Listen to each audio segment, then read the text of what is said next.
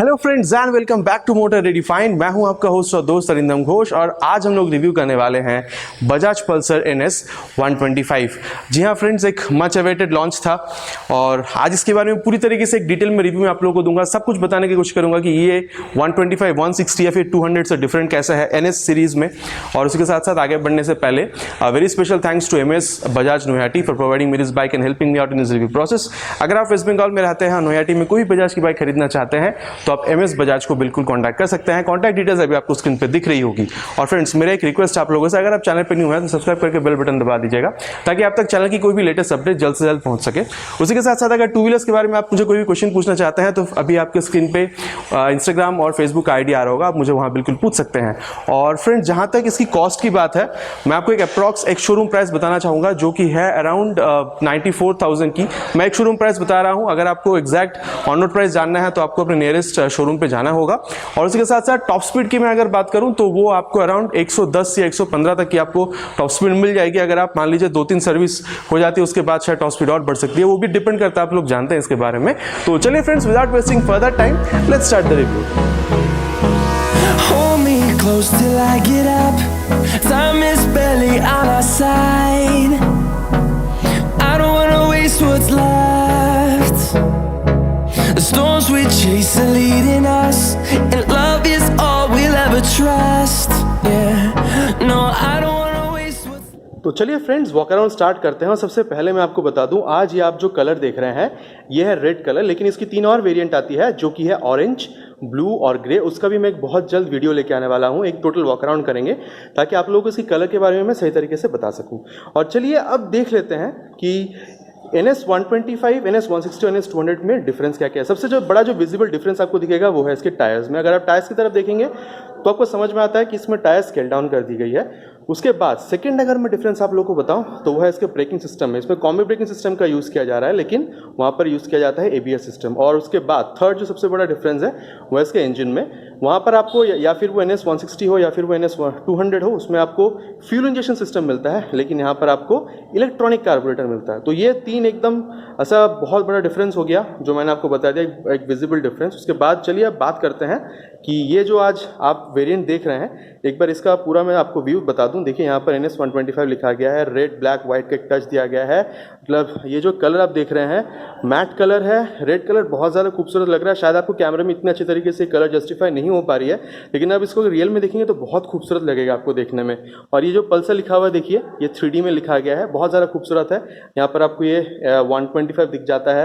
यहाँ पर देखिए आपको ये जो फ्रेम है ये ग्रे कलर में दिख जाता है। और मैं आप लोगों को इसका जो फ्रंट व्यू है वो दिखाना चाहूँगा। देखिए NS का जो एक मस्कुलर लुक है वो आपको यहाँ पर बरकरार मिलता है। उसके साथ साथ ये राइट व्यू में आपको दिखाना चाहूँगा।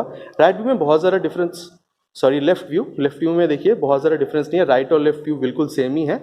और चलिए अब इसका जो टेक्निकल स्पेसिफिकेशंस है उसके बारे में बात कर लेते हैं, क्योंकि मैंने आपको बता दिया कि डिफरेंस क्या है और इसका जो पूरा एक 360 व्यू था वो भी मैंने आपको दे दिया है।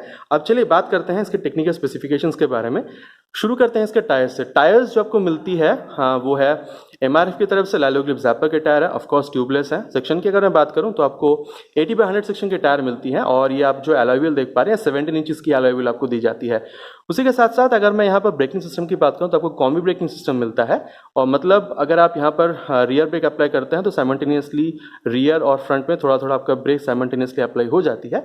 उसी के साथ अगर मैं यहाँ पर ये जो डिस्क की बात करूँ तो ये 240 mm की डिस्क आपको दी जा रही है। मतलब यहाँ पर आप देखिए ये जो डिस्क है नॉर्मल डिस्क नहीं है, पेटल डिस्क है। पेटल डिस्क से आपको ये सुविधा होती है कि जब आप ब्रेकिंग करते हैं तो हीट जनरेशन होता है। पेटल डिस्क हीट डिसिपेशन में को बहुत ज़्यादा हेल्प करती है। उसी के साथ साथ यहाँ पर ये आप कैलिपर देख पा रहे हैं। ठीक है, अगर मैं इसके ऊपर आ जाऊँ तो यहाँ पर आप जो सस्पेंशन देख पा रहे हैं फ्रंट में आपको टेलीस्कोपिक फोक सस्पेंशन मिल जाता है।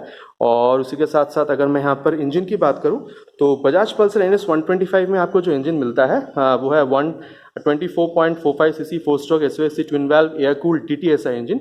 ना ही ये लिक्विड कूल्ड है ना ही ऑयल कूल्ड है, यहाँ पर आपको एकदम नॉर्मल सा यहाँ पर लिक्विड कूल्ड दिया गया है। तो एक विजिबल डिफरेंस आपको मैंने बताया था कि NS160 हो या फिर NS200 हो, वहाँ पर आपको फ्यूल इंजेक्शन सिस्टम मिलता है, लेकिन यहाँ पर आपको इलेक्ट्रॉनिक कार्बोरेटर मिलता है, जो कि इंजन में एक बहुत बड़ा फ़र्क करती है। और उसी के साथ साथ मैं अगर इंजन की पावर और टॉर्क के बारे में बात करूँ तो मैक्सिमम पावर जो इंजन जनरेट कर सकती है वो है 12 PS और 8500 RPM। वहीं अगर मैं बात करूँ टॉर्क की, तो ये इंजन जो टॉर्क जनरेट कर सकती है वह 11 न्यूटन मीटर एट 7000 RPM। देखिए, अगर मैं इसको बजाज पल्सर 125 नियॉन के साथ कंपेयर करूँ ना, 0.2 PS का पावर आपको कम दिखेगा और 0.2 Nm का टॉर्क आपको कम दिखता है। लेकिन अगर मैं इसे कंपेयर करूं होंडा शाइन SP 125 के साथ, तो आपको पावर में थोड़ा कमी महसूस होगी, क्योंकि वहाँ जो पावर जनरेट होता है वो है 10.74 PS का, ठीक है। और टॉर्क आपको दोनों में सेम मिल जाता है। इस शाइन SP में भी आपको 11 न्यूटन मीटर टॉर्क मिलता है, यहाँ पर भी आपको 11 न्यूटन मीटर का ही टॉर्क मिलता है। तो ये तो हो गया इसके इंजन के बारे में पूरी तरीके से। और यहाँ पर मैं आपको बता दूँ, ये जो यहाँ पर आप जो एग्जॉस्ट देख पा रहे हैं, अंडरविल है, इसलिए आपको पूरी तरीके से यहाँ पर दिखाई नहीं देगी। एकदम देखिए, छोटा सा यहाँ पर अंडरविल एग्जॉस्ट दिया गया, जिसके बारे में या फिर बोल सकते हैं एग्जॉस्ट नोट मैं आपको आगे पूरा सुनाने वाला हूँ रिव्यू के दौरान। और उसी के साथ साथ यहाँ पर अगर मैं इसका पीछे का व्यू आपको दिखाऊं, देखिए वही पल्सर का जो व्यू है बिल्कुल बरकरार है। यहाँ पर आपको ये टेल लैंप मिल जाता है, और ये जो टर्न सिग्नल्स है यहाँ पर हैलोजन ही दी गई है। इसके साथ साथ आप यहाँ पर नंबर प्लेट लगा सकते हैं, और एक रिफ्लेक्टर है। और उसके अगर मैं ऊपर यहाँ पर आ जाऊँ तो आप देख सकते हैं ये जो ग्रैब हैंडल्स है काफ़ी ज़्यादा स्टडी है।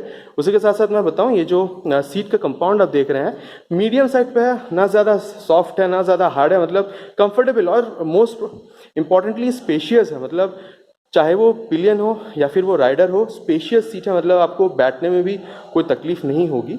और जहाँ तक सीट हाइट की बात है तो वो है 805 mm की, मतलब अगर आपकी हाइट अराउंड 5'6" तक की है तो मेरे ख्याल से आपको इस गाड़ी को चलाने में कोई तकलीफ महसूस नहीं होनी चाहिए।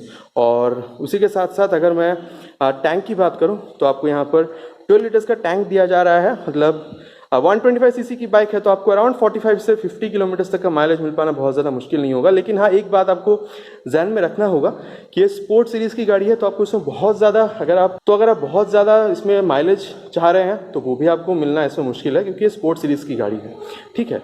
और उसी के साथ साथ मैं आपको बताना चाहूँगा इसके रियर सेक्शन के बारे में। रियर में अगर मैं टायर की बात करूँ तो वो आती है 100/90 सेक्शन की टायर, और यहाँ पर जो आपको ये एलॉय व्हील दिया जा रहा है ये भी 17 इंचेस की है। देखिए यहाँ पर एक रेड स्टिकरिंग किया गया है, जो इसकी जो ओवरऑल लुक है, मतलब ये जो रेड कलर का जो लुक है इसके साथ बहुत ज़्यादा कॉन्ट्रास्ट कर रही है। उसी के साथ साथ अगर मैं यहाँ पर आप देख रहे हैं यहाँ पर ये जो ब्रेकिंग सिस्टम है इसके बारे में बात करूँ तो पीछे में आपको जो ब्रेक मिल जाता है वो है 130 mm का ड्रम ब्रेक। यहाँ पर आपको डिस्क ब्रेक प्रोवाइड नहीं कराई जा रही है, जो प्रोवाइड कराई जा रही है वो है ड्रम ब्रेक। और उसी के साथ साथ चलिए अब इसका जो लेफ़्ट का प्रोफाइल है इसको भी एक बार देख लीजिए। मतलब यहाँ पर आपको देखिए चेन जो है वो ओपन चेन मिलता है, मतलब आपको थोड़ा मेहनत करना होगा, आपको चेन 300 से 400 किलोमीटर की रेंज में आपको चेन क्लीन और ल्यूब करना होगा। उसी के साथ साथ अगर मैं आप लोगों को इसका जो स्टैंड है वो दिखाऊँ, सिंगल और डबल स्टैंड दोनों आपको यहाँ पर मिल जाता है। और फ्रेंड्स, इसमें जो सबसे बढ़िया बात मुझे लगा इसका वो है ग्राउंड क्लियरेंस। मतलब ये आप देख सकते हैं ये जो ग्राउंड क्लियरेंस है ना वो बेस्ट इन क्लास है मेरे ख्याल से। 179 mm का ग्राउंड क्लियरेंस आपको यहाँ पर दिया जा रहा है। मतलब अगर आप ओकेशनल कहीं पर आप अगर मान के चलिए आप ऑफ रोडिंग कर रहे हैं तो भी मेरे ख्याल से इसमें आपको बहुत ज़्यादा प्रॉब्लम नहीं होने वाला है। हाँ, मेरा इसमें एक शिकायत है कि अगर पीछे का टायर थोड़ा और चौड़ा हो जाता तो मेरे ख्याल से इस गाड़ी में कोई कमी नहीं रहती। लेकिन ठीक है, क्योंकि 125cc की बाइक है, माइलेज भी एक इसमें बहुत बड़ा एक इशू है, तो शायद इसी को मद्देनज़र कंपनी ने टायर्स बहुत ज़्यादा चौड़े नहीं किए हैं, क्योंकि टायर्स भी बहुत ज़्यादा असर करता है माइलेज पे। और उसी के साथ साथ चलिए अब इसका जो हैंडल बार है उसके बारे में बात कर लेते हैं। हैंडल बार का क्वालिटी सबसे पहले मैं बताना चाहूँगा, क्वालिटी में कोई कॉम्प्रोमाइज़ नहीं हुई है।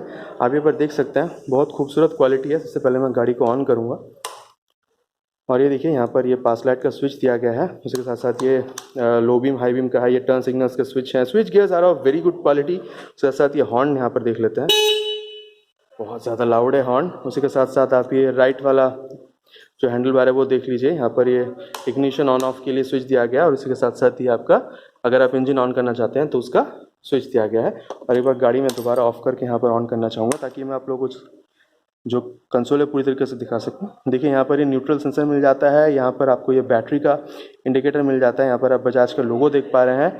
ये आपको टैकोमीटर मिल जाता है, यहाँ पर आप फ्यूल, यहाँ पर आप कितना है वो आप देख पाते हैं, यहाँ पर आप ओडोमीटर देख लेते हैं, आपको ट्रिप भी यहाँ पर मिल जाता है और यहाँ पर आपको साइड स्टैंड इंडिकेटर भी मिलता है और यहाँ पर ये आपको आरपीएम लिमिटर भी मिल जाता है। और चलिए फ्रेंड्स, अब बजाज NS 125 का एग्जॉस्ट नोट भी सुन लेते हैं। देखिए ये अंडर बिली एग्जॉस्ट है।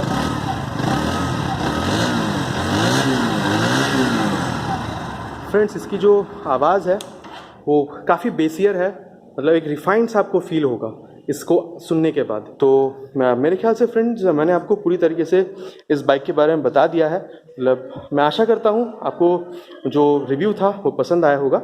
और चलिए अब देखते हैं कि क्या आपको ये बाइक खरीदनी चाहिए। फ्रेंड्स, आई होप आप लोगों को जो वॉक अराउंड रिव्यू था वो पसंद आया होगा। आपको पता है पसंद आया तो क्या करना है, छोटा सा लाइक कर दीजिएगा ताकि मेरा मोटिवेशन बन सके और मैं आप लोगों के लिए और अच्छी से अच्छी वीडियो बना सकूं। उसी के साथ साथ अगर आप चैनल पर न्यू हैं और अभी तक वीडियो को देख रहे हैं तो मेरा एक रिक्वेस्ट है, आप चैनल को सब्सक्राइब करके बेल बटन दबा दीजिएगा ताकि आप तक चैनल की कोई भी लेटेस्ट अपडेट जल्द से जल्द पहुंच सके। और उसी के साथ साथ फ्रेंड्स, अगर आप मुझे अभी तक फेसबुक इंस्टाग्राम पे फॉलो नहीं कर रहे हैं तो आपको आईडी अभी आपकी स्क्रीन पर दिख रही होगी, आप वहां भी मुझे फॉलो करके अगर आपको कोई भी क्वेश्चन पूछना है related to any two wheelers तो आप मुझे वहां पूछ सकते हैं। मैं पूरी कोशिश करूंगा आपकी क्वेश्चंस के वहां पर आंसर करने की। और चलिए अब जान लेते हैं कि क्या आपको बजाज पल्सर NS 125 खरीदना चाहिए। देखिए, खरीदने से पहले आपको जान लेना जरूरी है कि किसी क्या क्या कंपैरिजन है। 3 स्ट्रेट कंपैरिजन बनती है। फर्स्ट मैं कहना चाहूंगा ग्लैमर 125, दूसरा आ जाता है होंडा शाइन SP 125।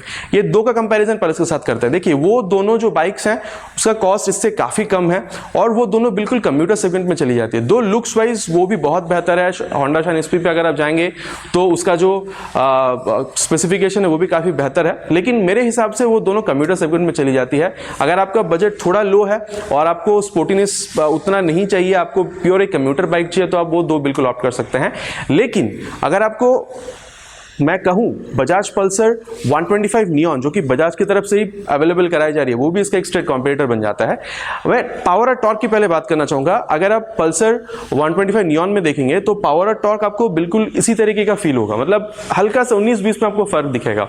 ठीक है, तो आपका बजट अगर अराउंड 1,02,000 या 4,000 तक का है तो आप बिल्कुल वो बजाज पल्सर 125 नियॉन खरीद सकते हैं। उसमें आपको स्पोर्टीनेस और कम्यूटर दोनों का टच या फिर बोल सकते हैं दोनों का मिक्स आपको मिल जाता है, तो आप बिल्कुल वो बाइक खरीद सकते हैं। लेकिन देखिए, ये बाइक खरीदने का आपका एक स्पेसिफिक रीजन हो सकता है कि आपको स्पोर्ट्स बाइक बहुत ज्यादा पसंद है। उसी के साथ साथ अभी क्योंकि 125 सीसी के सेगमेंट में आ रही है तो आपको एक अच्छा माइलेज भी मिल जाएगा और उसी के साथ साथ बजाज का भरोसा तो मिलता ही है, माइलेज मेंटेनेंस में आपको कोई प्रॉब्लम नहीं होगी, तो वो भी एक कारण बन सकता है कि आप बजाज पल्सर NS 125 को खरीदना चाहेंगे। तो चलिए फ्रेंड्स, मैं आशा करता हूं आपको वीडियो पसंद आएगा, एक लाइक कर दीजिएगा। मिलता है एक नए वीडियो में एक नए टॉपिक के साथ, तब तक के लिए राइड सेफ एंड जय हिंद।